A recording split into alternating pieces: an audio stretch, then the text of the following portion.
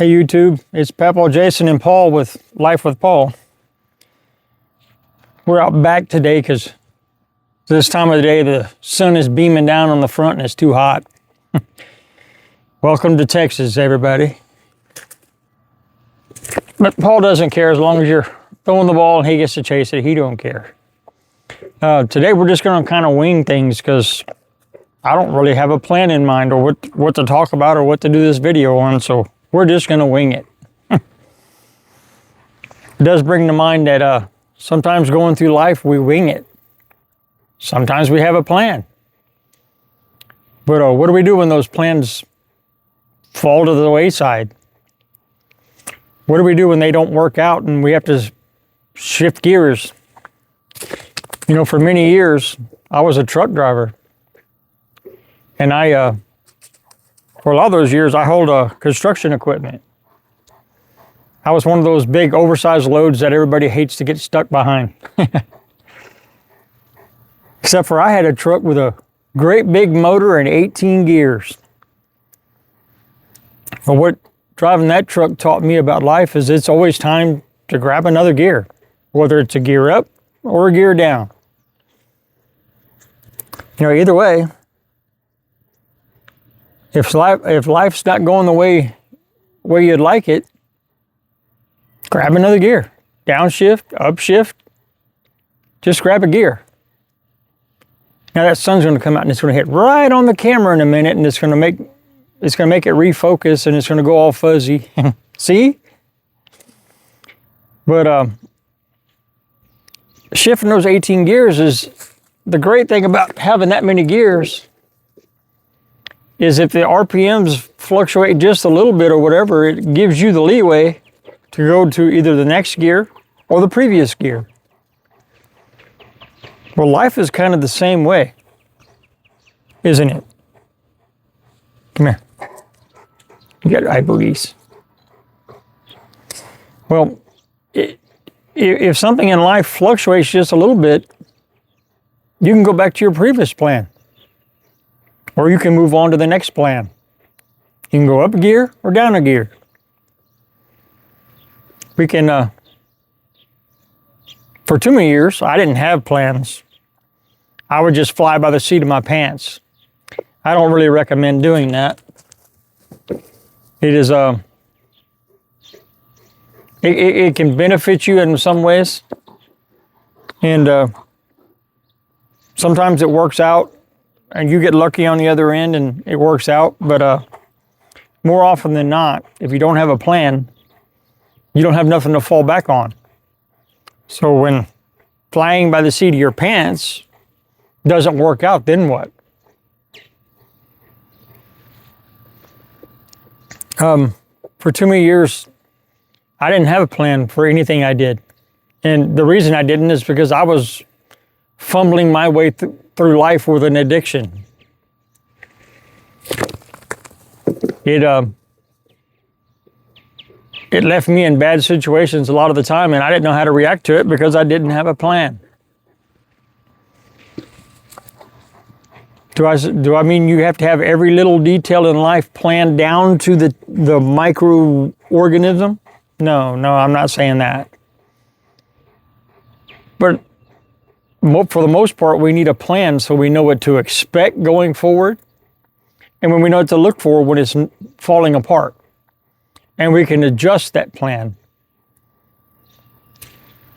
I'm thinking maybe we're going to have to move this camera a little bit.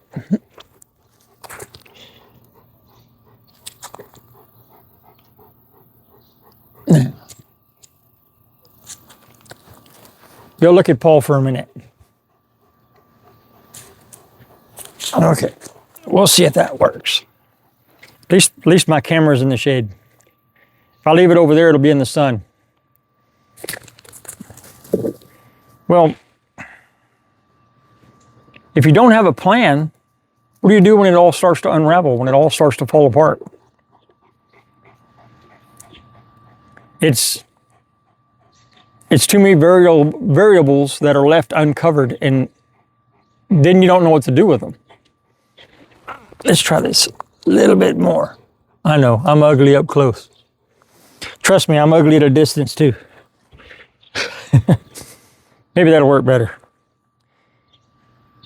I don't like my selfie camera on my phone because I'm not very fond of looking at myself. So I shoot these videos with the rear facing camera and I'm not looking at myself. This way, when I'm looking at the phone, I'm looking at you. Maybe we can make it through this, doing it this way without Paul taking my phone out. But it brings to mind like when I got Paul. Before I ever picked him out, I had a plan. I did the research.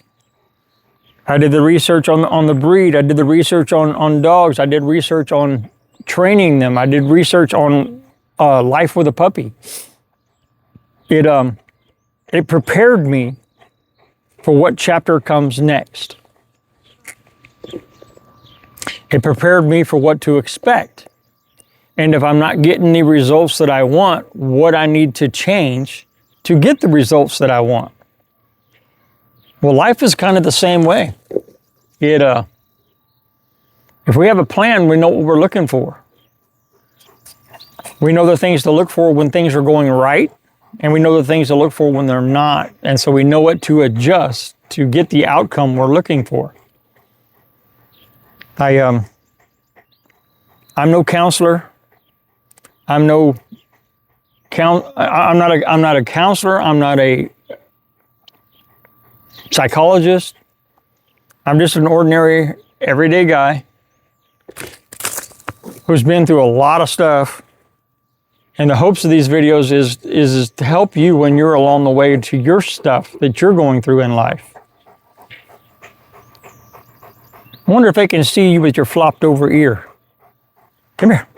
Come over here. Can y'all see his flopped over ear?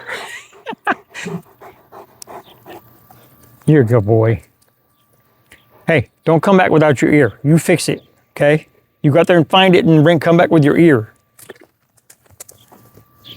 Yes, I know I'm weird like that.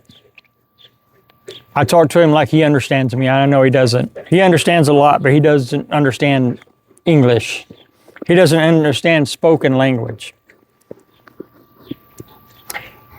But with Paul, I knew what to expect because I did the research. I planned ahead. And if I wasn't getting what I expected, I knew what to tweak, what to adjust, what to do better. And that was a good thing. It was both a good thing for me and it was really a good thing for him because it gave him a foundation. It set him up for success, not for failure. Well, what do we do about ourselves? Are we setting ourselves up for success or failure? Through a lot of years in my life, I was set up for failure and I did it to myself.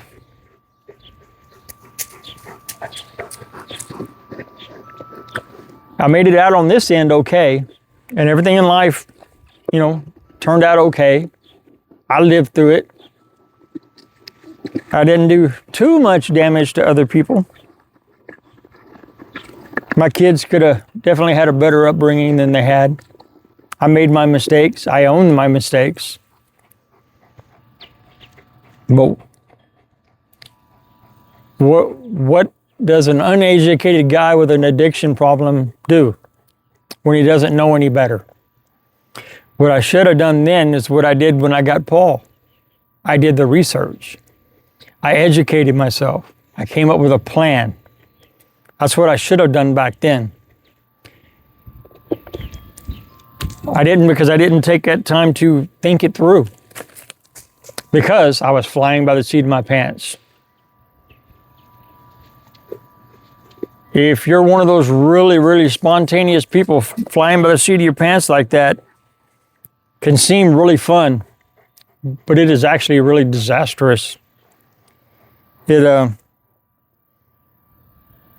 limited my goals I could set, limited the things in life I wanted to get, limited the growth I could pass along to my kids.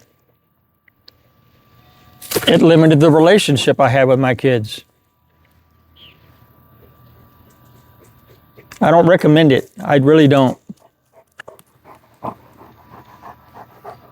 You're a good boy. So with Paul, I did everything the correct way that I should have did when raising my kids. I got myself straight first. I dealt with that addiction. I got sober. I actually was going to school, but I never completed it because my health and jobs and life and a million things. I was actually going to be a drug and alcohol counselor, but I never finished my practicum hours. I finished almost all of my classwork, but that was a curveball I didn't see coming. And the flaw I had in my plan was I didn't see that coming. I didn't plan for that. What do I do with that? I don't know. To this day, I still don't know. I would love to be able to finish it and move on into that area, but I don't know how that's possible. I don't want to get too far into that, but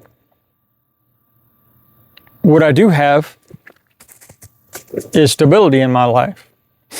That stability comes from having a plan. Paul's going to snoop over there.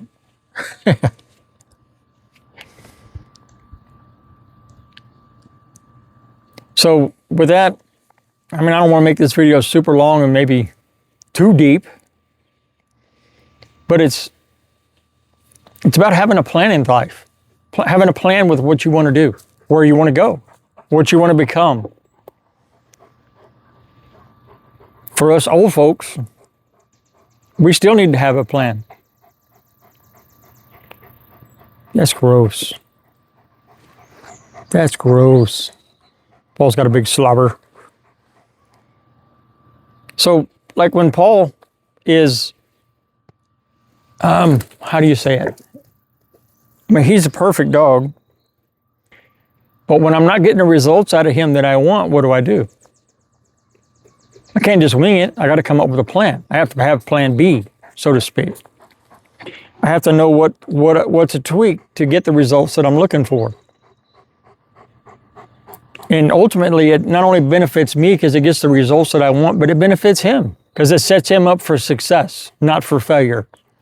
I don't want him to fail because if he fails, it affects the way he views things and it affects his outlook. When you affect his outlook, he views everything else in life through that lens. I don't want him to do that. I want him to be confident and aim for the bar that I set. But I have to help him through that by setting him up for success. Too often we set others up for success, but we don't set ourselves up for it. I want to encourage you today. I want to lift you up. Make those plans. Do the research. Set yourself up for success, not for failure. Set yourself up for the best outcome that you can think of, and if things are not going right, you know what to adjust. You know what to tweak. You know when to grab that next gear. If you're driving a truck and you grab that next gear too soon, your RPMs drop too low. That means your life and your expectations aren't matching up. So what do then? You go back down to that previous gear. Give it a little more gas and wait a little while for the RPMs to get up, and then you go to the next gear. Life is kind of the same way. You don't change gears too early, but you don't want to be too late either. So with that, I hope this video helps you. I hope it encourages you. Hope it gives you some insight maybe in something going on in your life, something you're thinking about. If it does, give the video a like. Subscribe to the channel. And if you know somebody that needs to hear it, share it with them. Turn your notifications on so you'll know when the next video is coming out. And make sure you like Paul. give him a like.